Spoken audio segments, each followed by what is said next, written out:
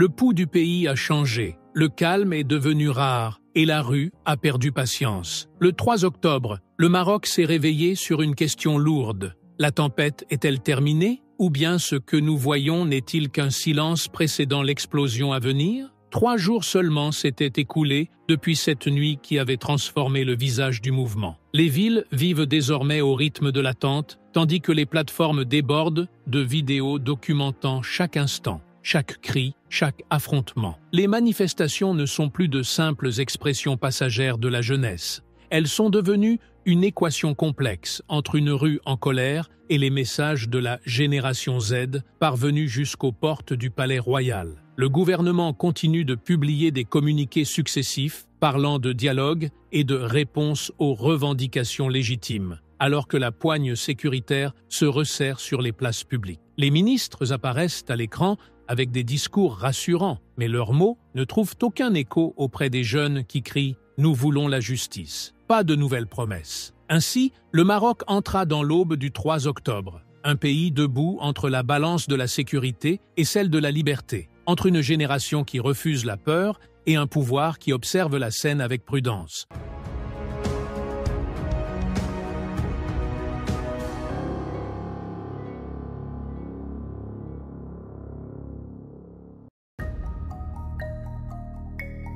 Aux premières heures de ce matin-là, des publications sur TikTok et Instagram recommencèrent à se diffuser rapidement, portant des extraits des protestations des nuits précédentes et des slogans appelant au changement. Un nouveau mot dièse commença à monter sur les réseaux. Justice pour les victimes. De N-Twa, Chi-Twa El-Klia, qui, en quelques heures, se transforma en un appel collectif exigeant que les responsables de ce qui s'était passé dans la ville, située à la périphérie d'Inezgane, soient tenus pour comptables de leurs actes. Dès 8 heures du matin, de petits groupes commencèrent à se rassembler aux abords d'Agadir et d'Inezgane Haït Meloul, dans des scènes rappelant les jours précédents. Les slogans étaient familiers. Des stades pour le mondial. Et où sont les hôpitaux? Mais un nouveau mot d'ordre s'y ajouta. Justice pour ceux qui sont tombés al-Klia. Cette fois, les autorités étaient mieux préparées. Les forces de sécurité se déployèrent aux entrées des villes et les routes menant aux centres sensibles furent fermées. Pourtant, les mobilisations de jeunes se poursuivirent dans certains quartiers, animés par la colère et la tristesse face à ce qui s'était produit. À Casablanca, des appels limités furent observés sur les plateformes numériques pour soutenir les manifestants du Sud, tandis que des pages locales à Rabat diffusèrent des publications appelant à un rassemblement pacifique devant le Parlement dans l'après-midi, dans une tentative d'élargir le cercle de la solidarité.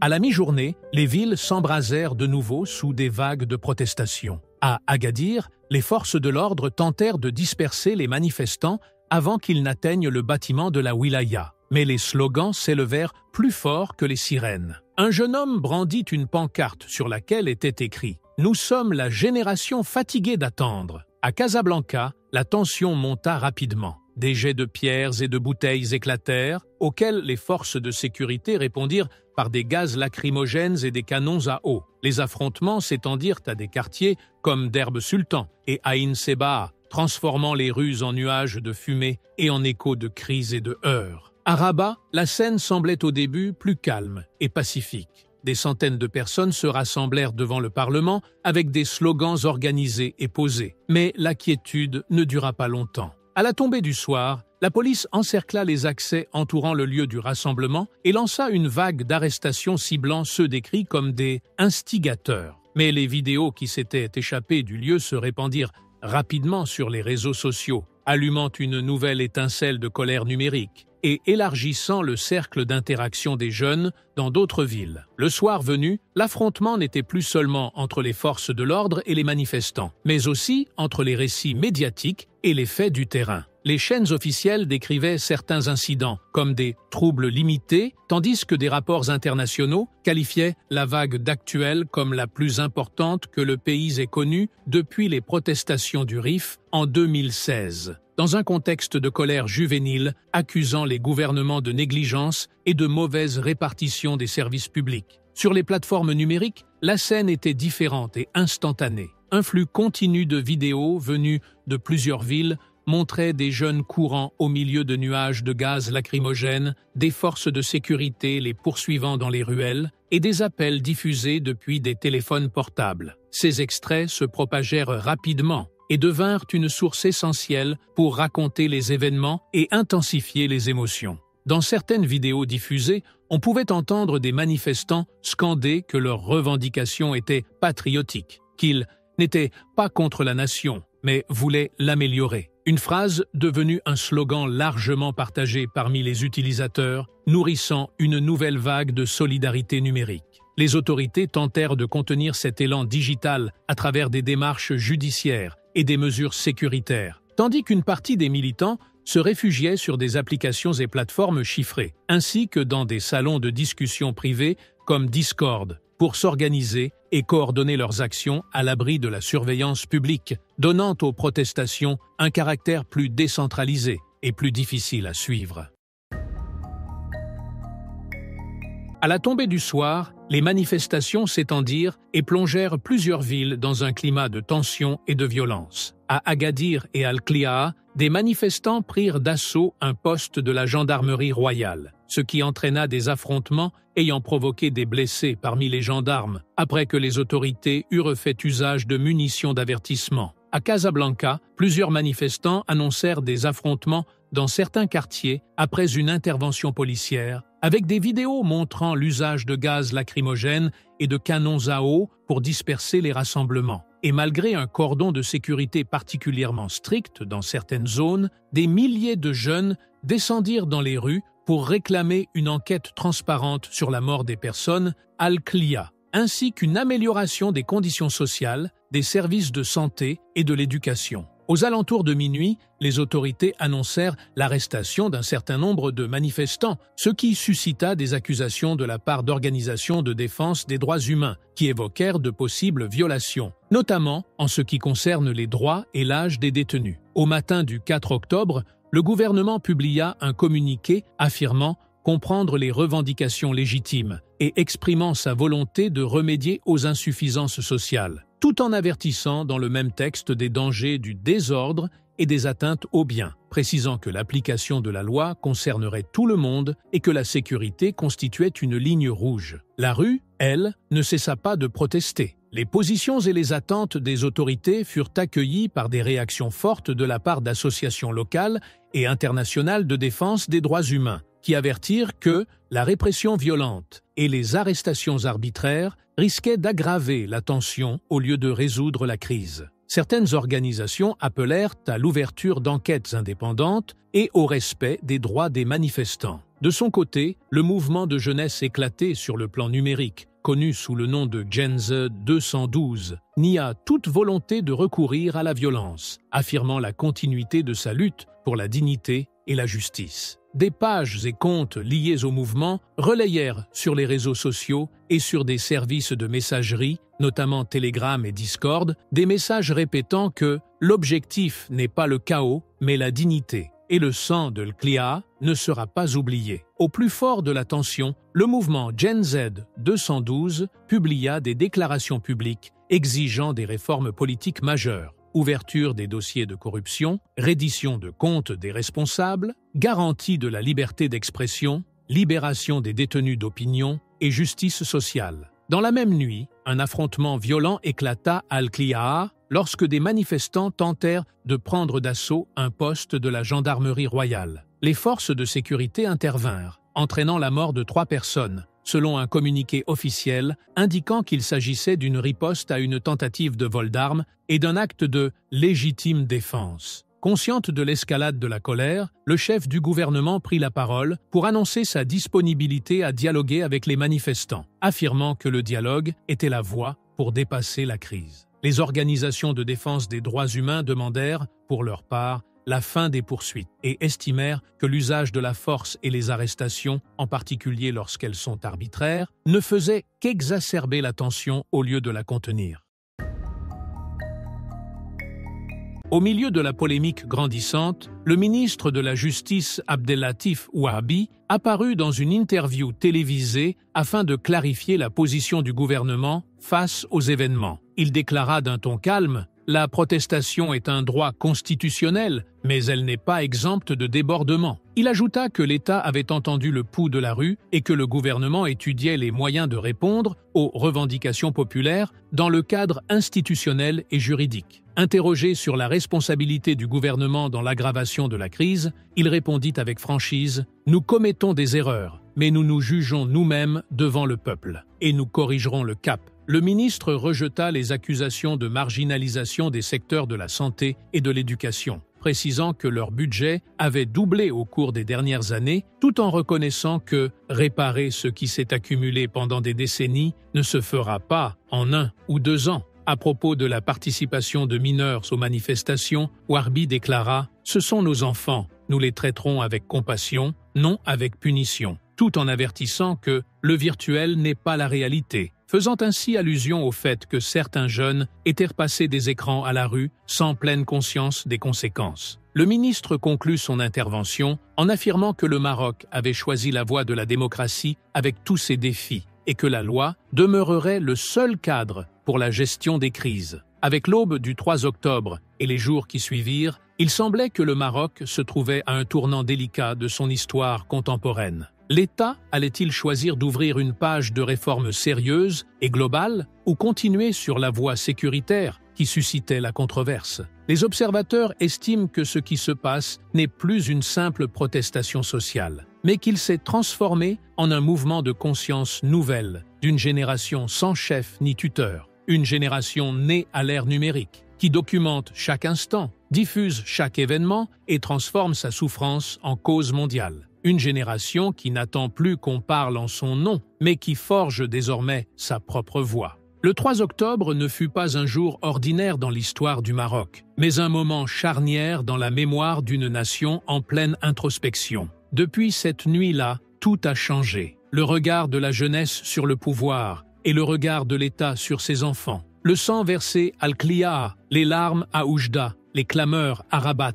Tout cela est devenu des chapitres d'une histoire encore inachevée. Et aujourd'hui, le Maroc se trouve face à une question inévitable. Réussira-t-il à se réconcilier avec sa jeunesse avant de la perdre? Ou bien la génération Z écrira-t-elle seule son prochain chapitre, avec ses mots, ses images et peut-être son sang? La colère éclate, des cris s'élèvent, des flammes et de la fumée emplissent les rues. Des villes qui ne connaissent pas le sommeil et des jeunes affrontant le silence avec une audace inconnue jusque-là. Ainsi s'est réveillé le Maroc à l'aube du 1er octobre, sur l'une de ses nuits les plus violentes depuis des années. Une contestation qui avait commencé sur les écrans s'est transformée en affrontement sanglant. Bilan, 2 morts, des centaines de blessés et des centaines de détenus dans les centres de police. Cette nuit-là a été une déclaration claire. La colère virtuelle n'est plus seulement des mots, mais une bataille ouverte entre l'État et sa génération la plus jeune.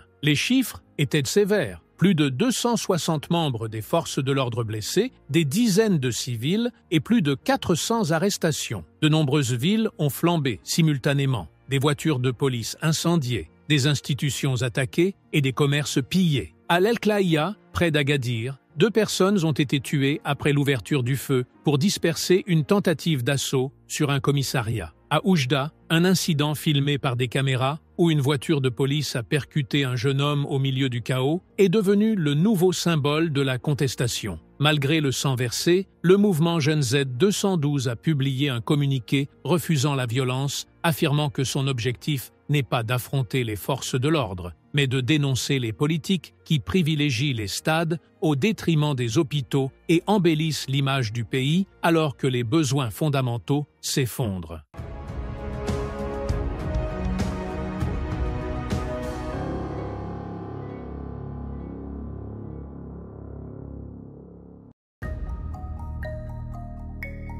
Pour comprendre ce qui s'est passé, il faut revenir au commencement. Le déclencheur est venu d'Internet, de petits groupes sur TikTok, Instagram et Discord, partageant une phrase simple « Des stades pour la Coupe du Monde ». Mais où sont les hôpitaux? Une phrase courte qui a réveillé des milliers de jeunes. L'étincelle est survenue après une tragédie à Agadir, où 8 femmes sont mortes à cause de négligence dans un hôpital public. L'image des mères en deuil devant les portes est rapidement devenue un symbole viral. À ce moment, la nouvelle génération a décidé de sortir. Pas de syndicats, pas de partis, pas de leaders, seulement des téléphones et un cri unique. Dignité d'abord!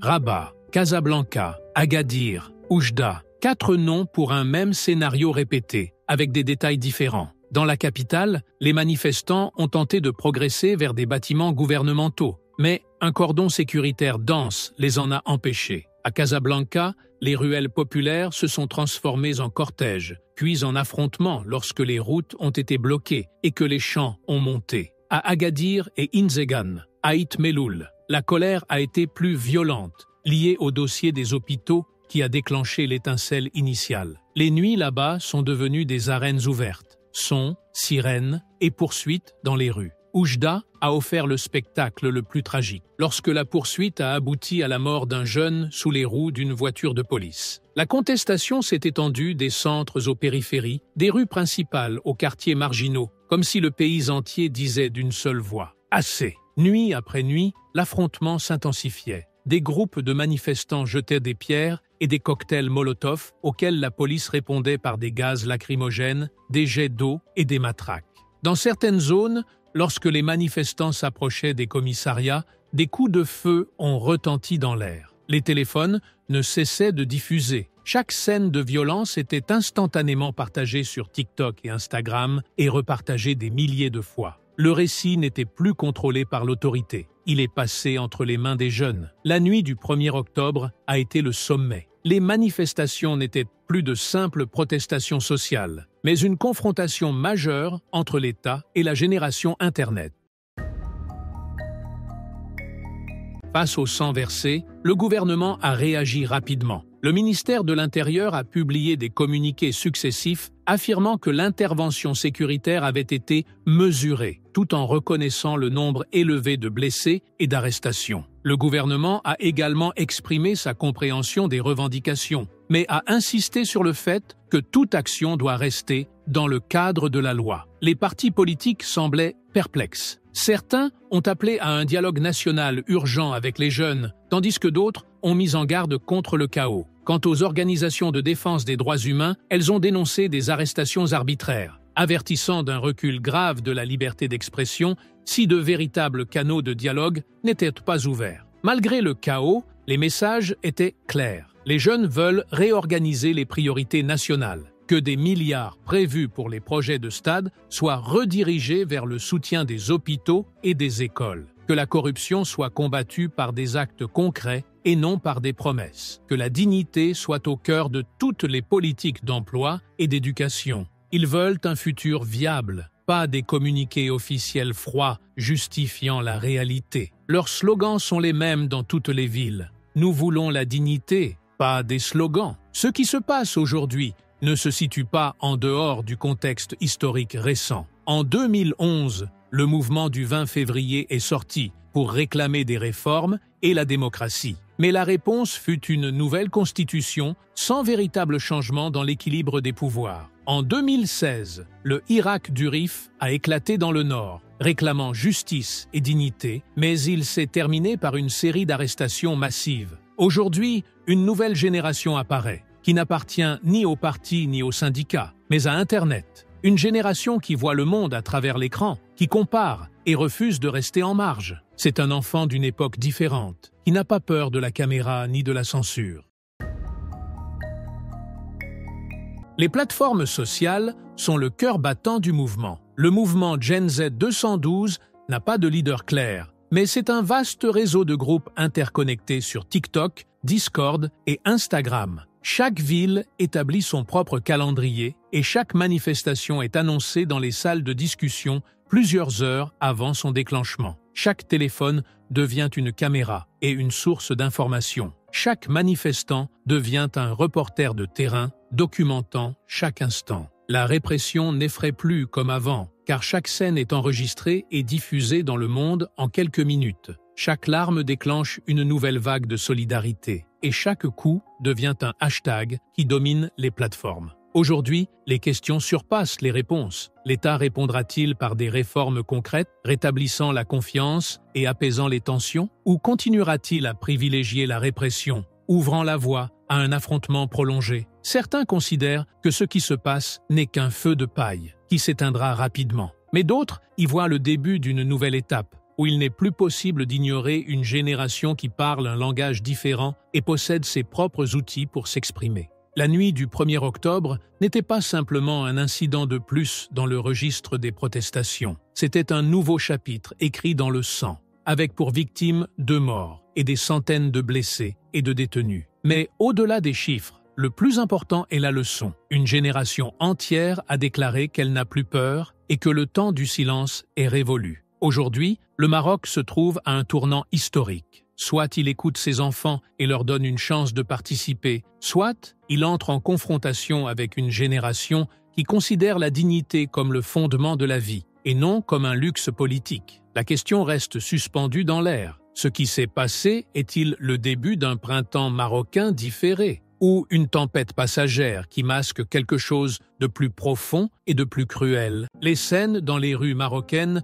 ne sont plus traditionnelles, ni semblables à ce que les gens avaient l'habitude de voir lors des manifestations syndicales ou partisanes. Du cœur du monde virtuel, des voix jeunes ont soudainement émergé sur les places publiques, brandissant leurs téléphones et leurs slogans, réclamant la dignité et la justice. Des visages dans la vingtaine diffusent les moments de protestation en direct, tandis que les cris remplissent les places. Santé, éducation, dignité. Une génération souvent qualifiée d'indifférente enflamme aujourd'hui le plus vaste mouvement de jeunesse que le pays ait connu depuis des années. L'étincelle est née dans l'espace numérique et s'est rapidement transformée en une réalité de terrain secouant aussi bien les grandes villes que les petites. Que veulent ces jeunes? Et comment les autorités réagiront-elles face à une vague de colère qui s'intensifie jour après jour? Est-ce un moment passager ou le début d'une profonde transformation politique et sociale qui pourrait redessiner les contours du nouveau Maroc?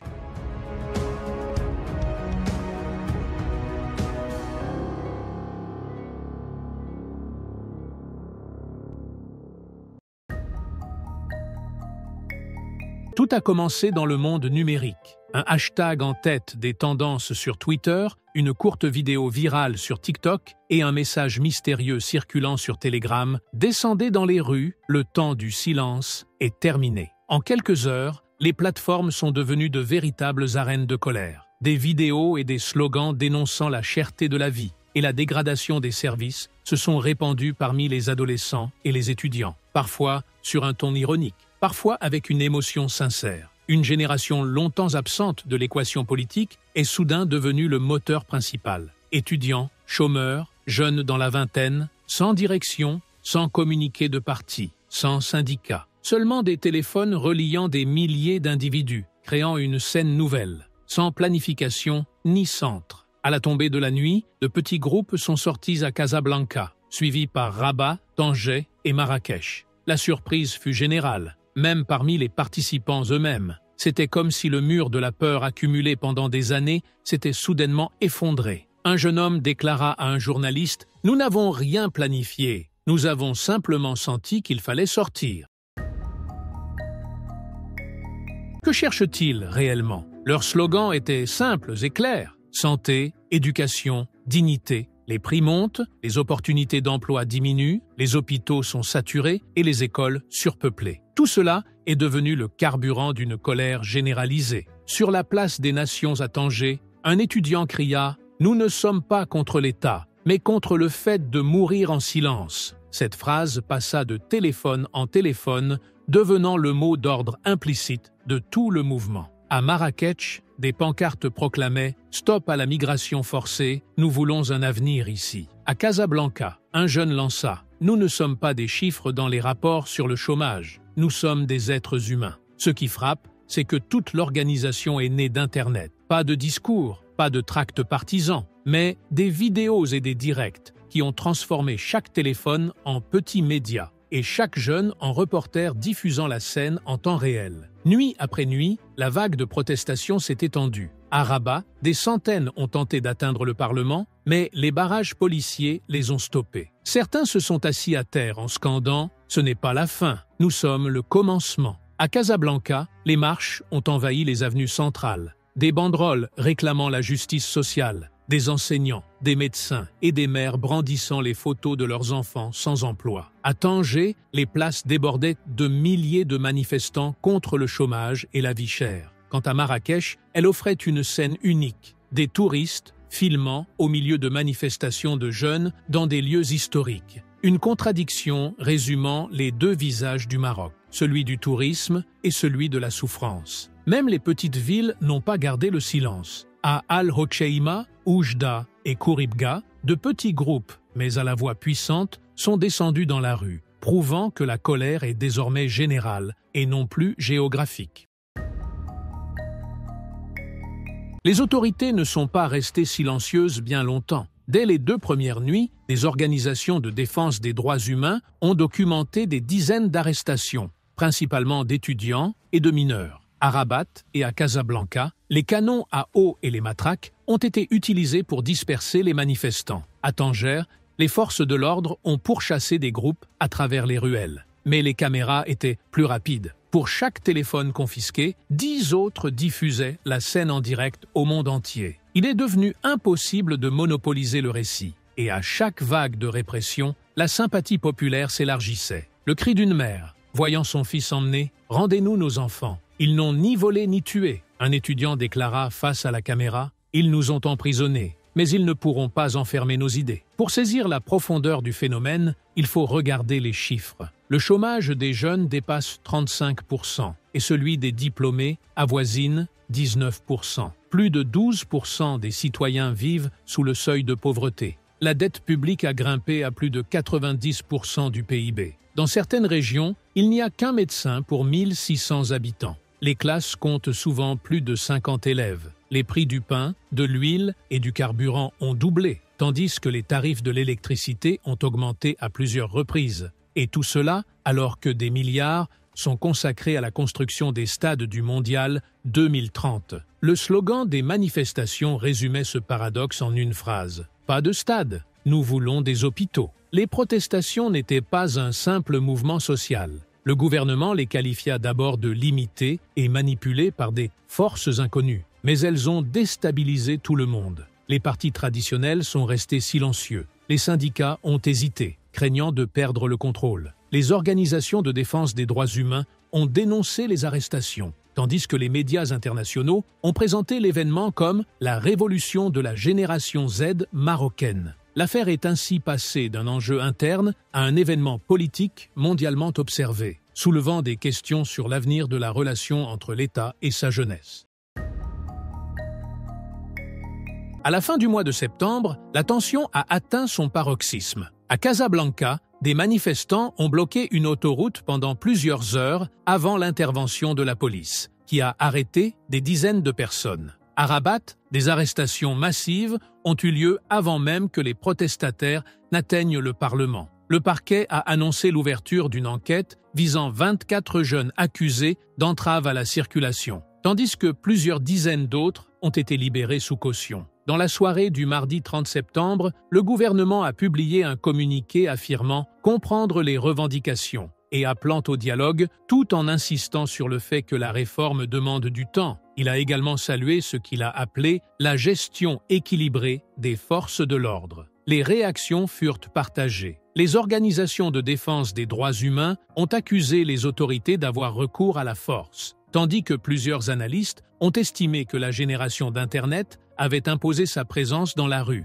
sans chef ni structure. Un journal espagnol a commenté « Le Maroc fait face à une révolution sans leader ». Les questions restent ouvertes. Le gouvernement parviendra-t-il à apaiser la colère par des mesures économiques urgentes ou bien une génération entière a-t-elle brisé le mur de la peur pour ne plus jamais revenir en arrière? Dans les cafés et les marchés, les conversations ne portent plus seulement sur les prix, mais sur les manifestations. Même ceux qui n'y ont pas participé suivent désormais les diffusions en direct et expriment discrètement leur soutien. Aucun décès n'a été enregistré jusqu'à présent, mais la blessure morale est profonde. La tension monte et la rue ne semble pas prête à s'apaiser de sitôt. Le Maroc se trouve aujourd'hui à un carrefour décisif. Soit la vague s'essouffle avec le temps, soit elle se transforme en un séisme politique redéfinissant la relation entre l'État et la société. Une nouvelle génération est descendue dans les rues pour réclamer la dignité, parlant le langage d'Internet et exprimant sa colère à travers des clics rapides qu'on ne peut plus faire taire.